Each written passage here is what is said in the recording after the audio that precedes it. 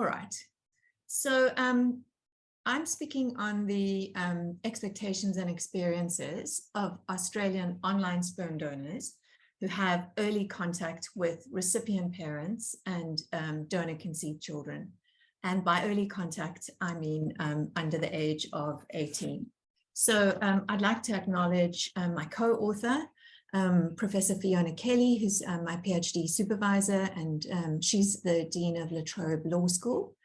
And the data that I'm presenting today is a subset of data. I've conducted 50 interviews with Australian gamete donors, sperm and egg donors, and different kinds of sperm donors, online donors, clinic donors, and known donors. And all of the participants have early contact with the recipient parents or the donor-conceived children. And the theory that I've applied to it is using sociological theory of relationalities, where experiences and processes of relating are the units of analysis. So what are online sperm donors? Stephen White calls them men who are seeking to become sperm donors via connection websites rather than through the regulated route of fertility clinics and sperm banks. So we don't have great data on the number of donor-conceived children who've been created from recipient parents meeting sperm donors online. But Adam Hooper, who spoke on the project mid-year last year, talked about the fact that the website that he coordinates, which is called Sperm Donation Australia, has 15,000 active members. So why has there been an increase in recipient parents using online sperm donors? Australian women are using these platforms to circumvent the cost, bureaucracy, medicalisation, limited choice, and the delays that they perceive are associated with using a sperm donor from a fertility clinic. So I conducted qualitative research. I did reflexive thematic analysis, Brown and Clark.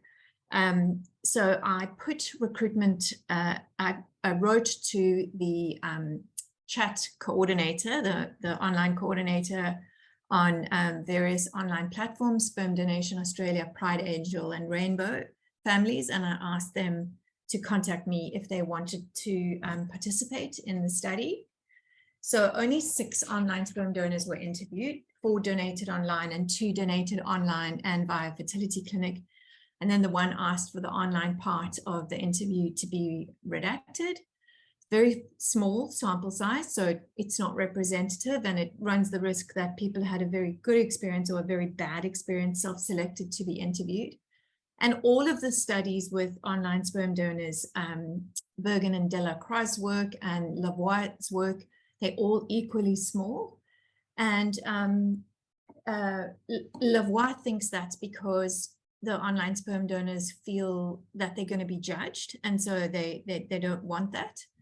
And so to supplement these interviews, we use data from interviews with Australian online sperm donors from print media, television, and podcasts. So just a little bit about the participants. So the average age was 48 when I interviewed them. 4 were single and 1 was married, and 3 identified as heterosexual, 1 was gay, and 1 identified as bisexual. And they were in 3 states in Australia, and 1 had created 1 donor-conceived child, 1 had 2, 1 had 3, 1 had 10, and that's actually a mistake, 1 had 30.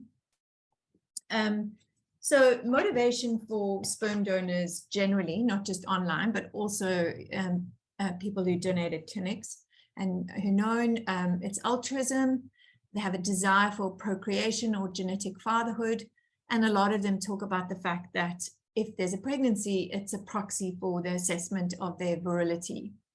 Sperm donors who donate online, who meet their recipients online, specifically add that they feel that they have agency in selecting the recipient parents and negotiating a relationship with recipient parents and donor-conceived children.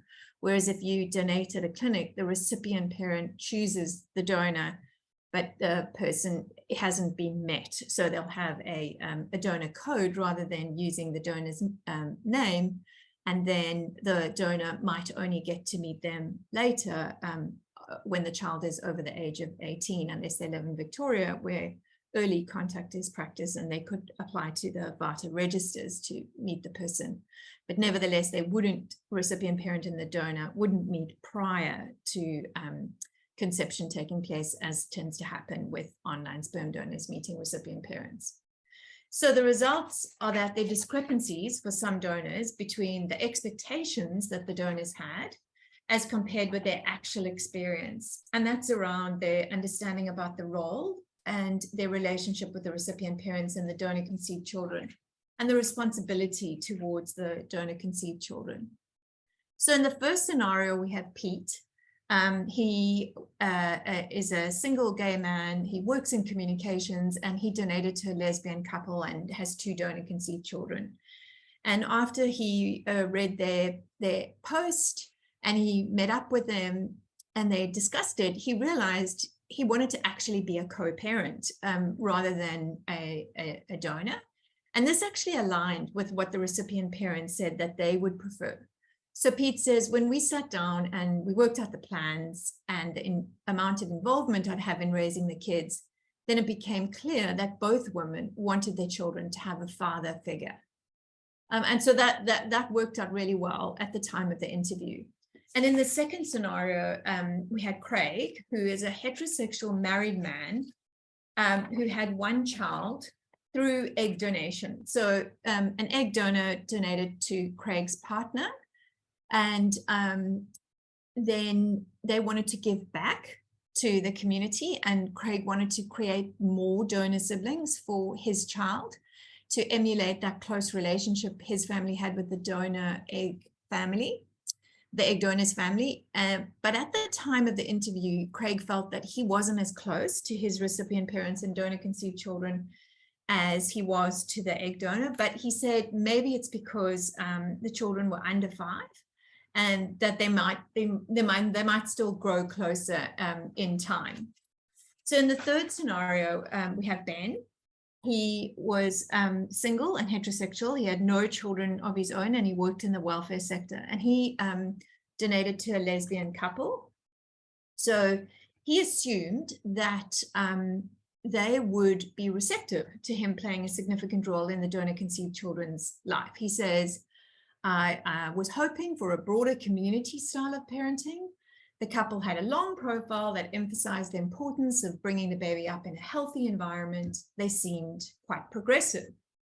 So Ben and the couple, they didn't fully resolve these expectations prior to conception. And he said there was no formal agreement. There was just a kind of chat about how we'd like to see things go.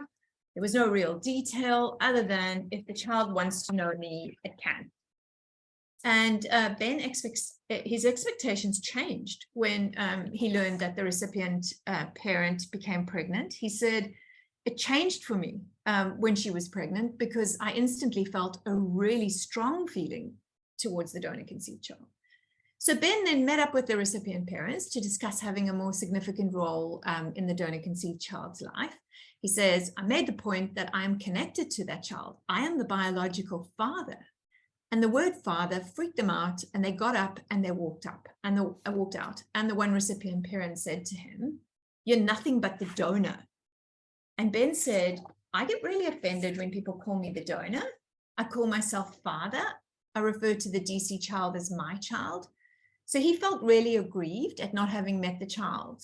And he actually said, it's all about the parents. They have taken and not compromised. And the only way I can explain it to them is, what if I took the baby and said, you can't see the child?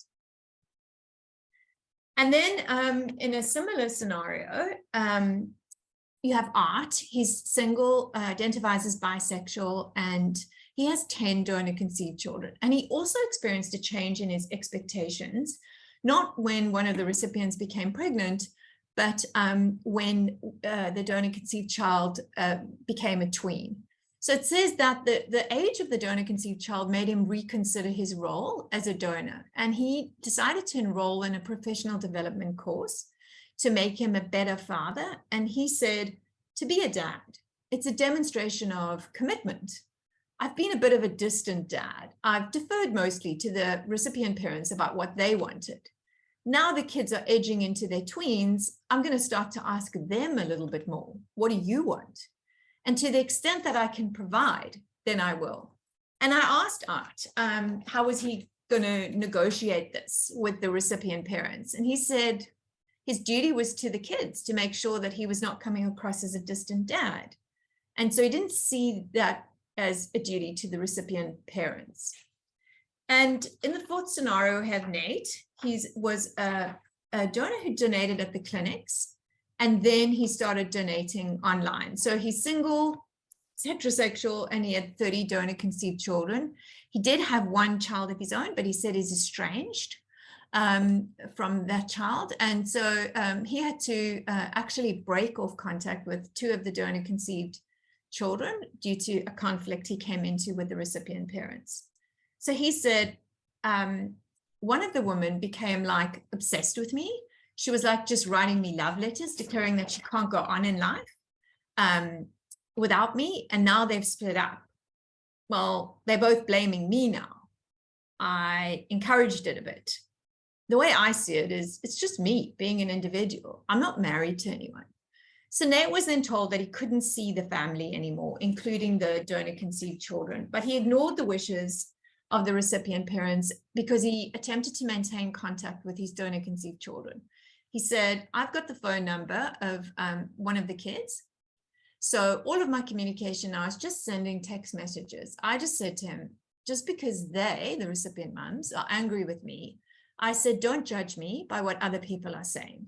And his relationship with the donor-conceived children was disrupted because he didn't clarify the boundaries of his role in the lives of the donor-conceived children as their donor, or as their recipient mum's donor. So to discuss these findings, psychological sequelae exist, and especially when expectations change over time. So these donors and the recipient parents don't necessarily have the benefit of pre-donation counselling to talk through the risks with the donors and the recipient parents. So in addition to psychological risks, there are legal risks. So online sperm donors, they're donating in diverse legal jurisdictions.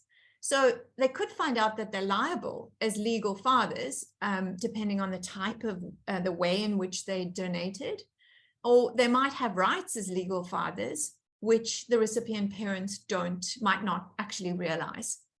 If one of the parties doesn't adhere to an agreement that they've made, because they've acted outside of the formal sector, the parties have no formal recourse for action. There are also health risks. So the online sperm donors call donation by having sex, they call it natural insemination. So, you know, the recipient parents could get an STI if there's self-insemination without the sperm being screened. There's also potential for sexual assault. And in the absence of registers, in a context where some of these online sperm donors are prolific and it's not restricted, the donor-conceived children have potential risk with consanguinity, and it's something they do worry about, we know, donor-conceived people.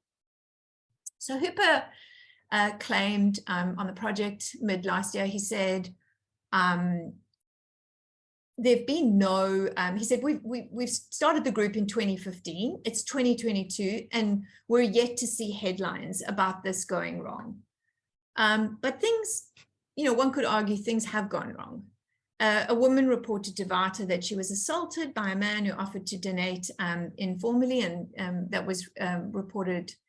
And a clinic donor who donated at Melbourne IVF, Number One Fertility and City Fertility, Alan Van, and this was reported by Cindy Lever, he went on Sperm Donation Australia and donated, and he donated over the legal limit to these women he'd met online.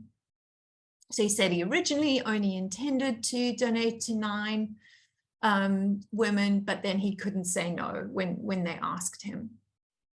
So someone in the sperm donation page came forward, spoke to the media and said that they noted that Alan Pham was posting online about how many children he donated to create.